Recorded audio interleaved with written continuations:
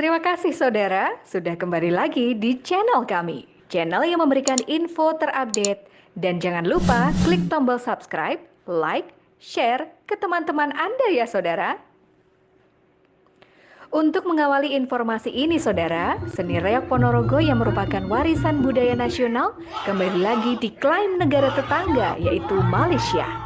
Atas ulahnya, negeri jiran ini membuat para seniman Ponorogo meradang, bahkan mengancam Malaysia agar menghentikan niatnya untuk merampok warisan budaya milik negara Indonesia. Untuk meluapkan amarahnya, para seniman reog Ponorogo pun menggelar pertunjukan tarian reog besar-besaran di alun-alun Ponorogo. Pertunjukan reog ini sebagai bentuk penolakan keras terhadap langkah Malaysia yang masih berusaha mengklaim reog Ponorogo sebagai warisan budaya milik negaranya. Selain itu, komunitas warga Warok Ponorogo pun juga turun tangan atas tindakan Malaysia yang akan mengklaim reog Ponorogo. Bahkan mereka berani mati demi mempertahankan warisan budaya dari nenek moyangnya. Sementara pemerintah Kabupaten Ponorogo sudah mengajukan kesenian reog Ponorogo sebagai nominasi tunggal warisan budaya tak benda ke UNESCO. Sedangkan menurut kabar di media-media, negara Malaysia dalam waktu dekat juga akan mendaftarkan reog Ponorogo sebagai salah satu kebudayaan milik negaranya ke UNESCO. Dengan adanya berita reog mau diklaim Malaysia, masyarakat Ponorogo sangat prihatin dan ini adalah sesuatu yang betul-betul menyakitkan masyarakat Ponorogo. Bahkan saya yakin rakyat Indonesia akan menyesal apabila reog nanti sampai diklaim Malaysia. Itu yang terjadi. Informasi selanjutnya saudara, Komisi 9 DPR beramai-ramai mencecar Ikatan Dokter Indonesia atau IDI dalam RDPU yang digelar beberapa hari yang lalu terkait pemecatan terhadap Dr. Terawan sebagai anggota IDI. Salah satunya Irma Suryani Caniago, ia menghimbau agar sebaiknya organisasi profesi kedokteran tersebut dibubarkan saja. Pasalnya, Irma menyoroti soal tujuan dibentuknya IDI yang salah satunya memberikan perlindungan kepada anggotanya. Namun, justru diketahui ada sekitar 2.500 dokter muda yang tidak lulus uji kompetensi. Menurut Irma, seharusnya IDI mencarikan jalan keluar bagi mereka yang tidak lulus, tidak membiarkan begitu saja, dan selebihnya tidak asal pecat anggota yang sudah memiliki kompetensi yang sudah teruji.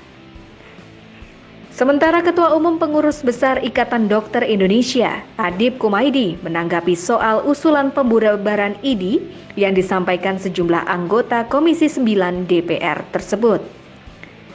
Adib menilai hal tersebut tidak mudah dilakukan sebab posisi IDI telah diperkuat oleh putusan Mahkamah Konstitusi nomor 10/PUU/15 tahun 2017.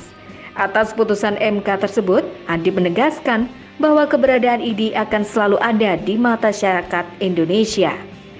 Namun demikian, dirinya berjanji IDI akan melakukan perbaikan di internal IDI untuk bertransformasi menjadi organisasi yang lebih baik di kemudian hari. Di tempat terpisah, saudara, Gubernur DKI Jakarta Anies Baswedan usaha karaoke beroperasi selama bulan suci Ramadan tahun ini.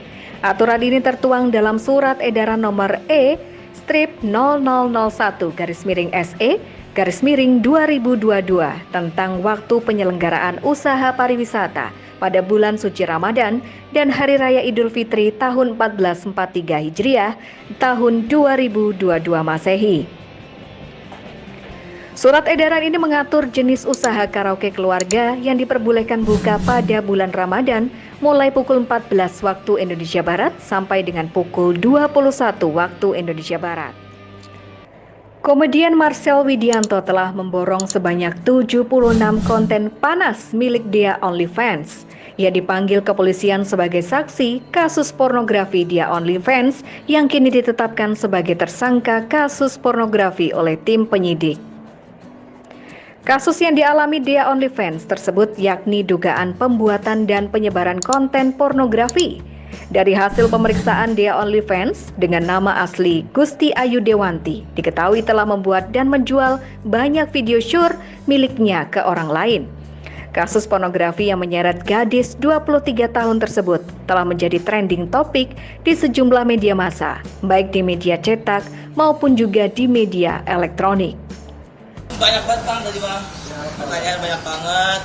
Ya sejujurnya saya minta maaf dulu atas kegaduhan ini teman-teman.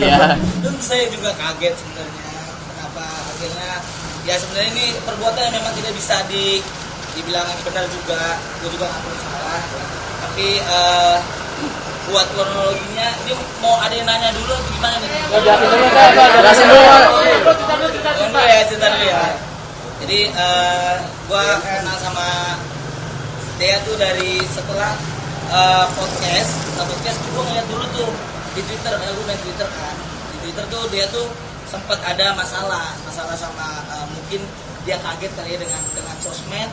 Akhirnya dia banyak banget yang hujat waktu itu, hujat. Tapi sebagai orang yang penasaran, gue kan pengen nyari tangannya Bang, hati-hati. Gue observasi untuk materi stand up gue. Akhirnya gue cari nomor teleponnya dia.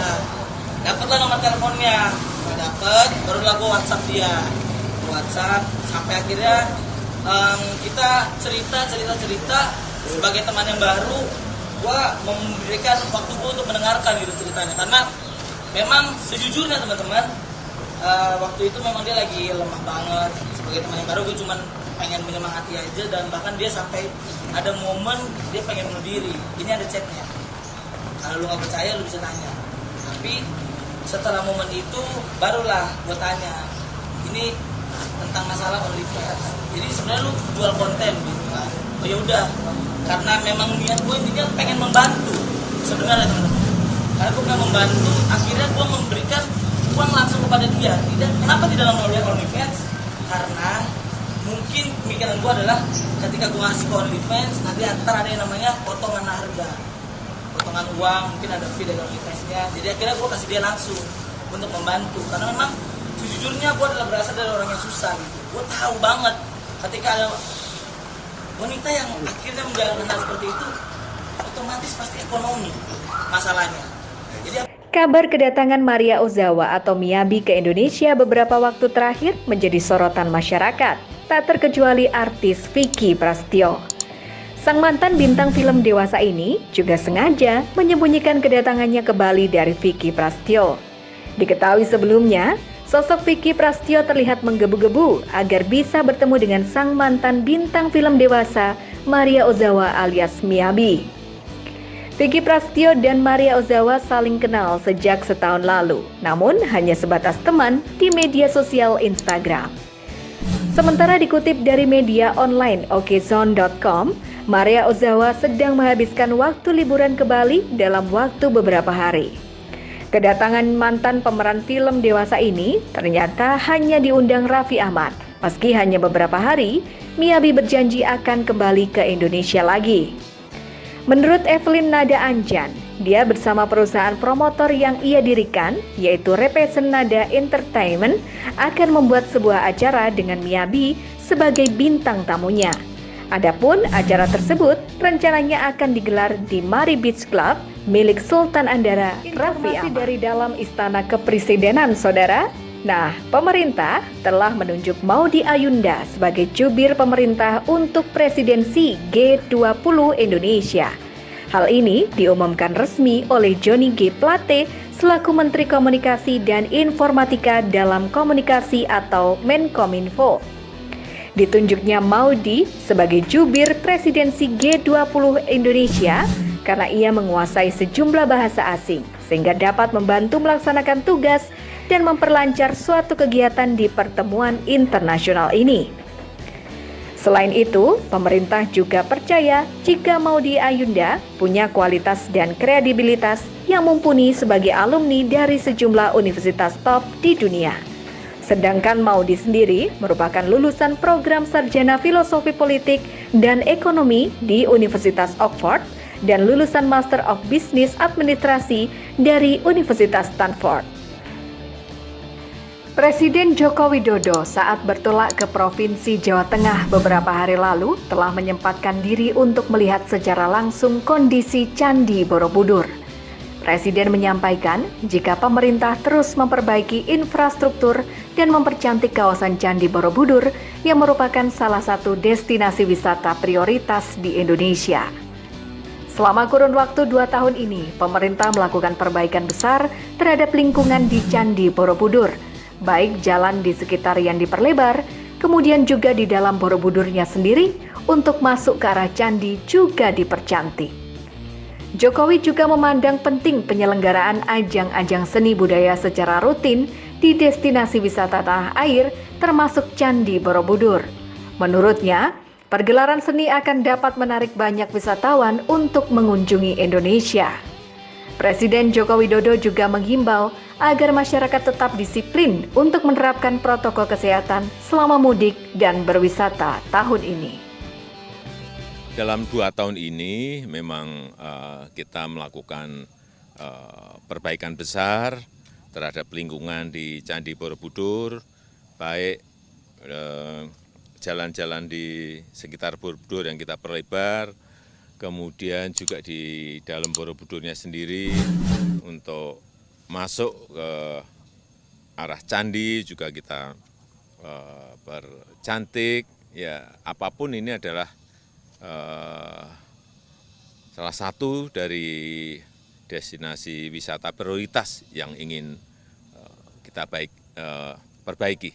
Dan juga yang paling penting juga adanya event-event seni budaya yang rutin,